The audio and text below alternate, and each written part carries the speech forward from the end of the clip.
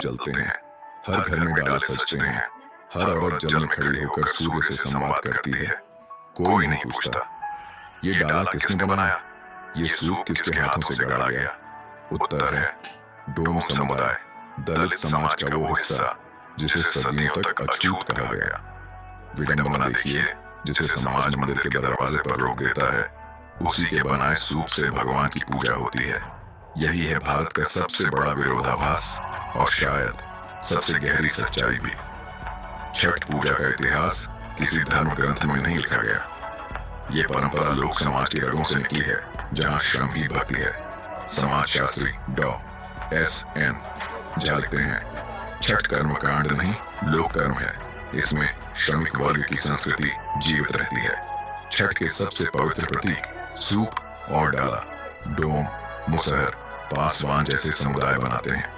वे बांस काटते हैं, पट्टियां बुनते हैं, मिट्टी से लेप करते हैं। एक सूप बनता है जिसे लाखों लोग सिर पर रखकर सूर्य को अर्घ्य देते हैं।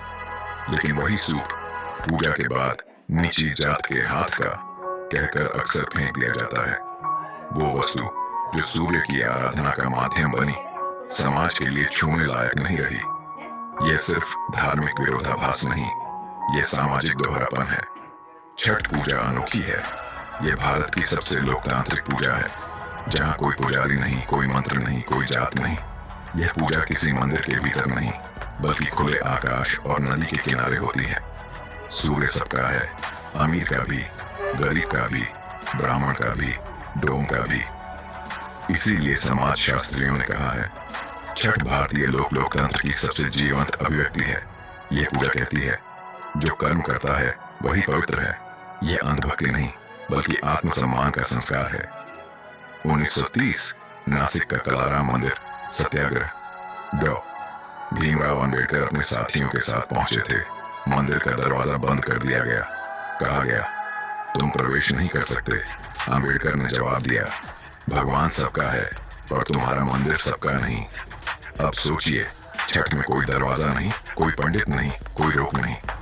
यह वही भारत है जिसका सपना अंबेडकर ने देखा था, जहां धर्म भी बराबरी सिखाए, न कि भेदभाव।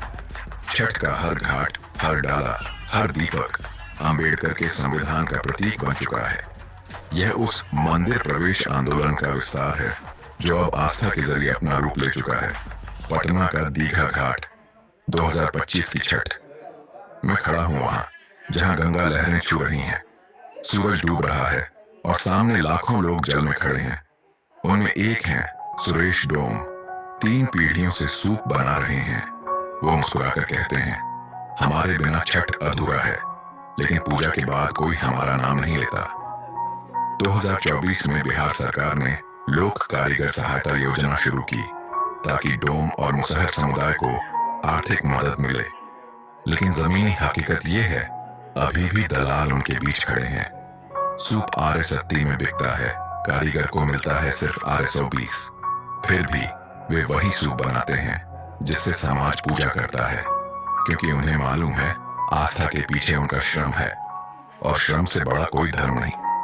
छठ के 3 तत्व सूर्य, जल, श्रम, तीनों सार्वभौमिक हैं। यह किसी जाति, किसी धर्म, किसी शास्त्र की बपौती नहीं। यह वही विचार है जो अंबेडकर के संविधान में लिखा है, समानता, स्वतंत्रता, बंधुत्व।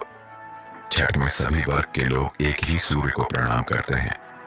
कोई ऊंच नीच नहीं, कोई मध्यस्थ नहीं। यह लोक पूजा है, और यही इसे ब्राह्मणवाद के विपरीत बनाती है। तो इस बार जब आप घाट पर जाएं और अर्घ्य दें, एक पल ठहरिए, उस सूप को देखिए जिसे आप सिर पर रखते हैं। वो किसी फैक्ट्री का नहीं, किसी ब्राह्मण के घर का नहीं, वो बना है डोम के हाथों से। वो हाथ जिन्हें समाज ने सदियों तक अपवित्र कहा, पर आज वही हाथ भगवान तक पहुंचने का पुल बन गए हैं। और शायद यही छठ का असली अर्थ है, जिसे तुमने नीचे रखा वही तुम्हारी आस्था का आधार निकला। छठ में हम सूर्य को अर्घ्य देते हैं, पर उस हाथ को भूल जाते हैं जिसने सूप बनाया। वो हाथ ही अंबेडकर के विचार हैं, श्रम ही धर्म है। अगर आप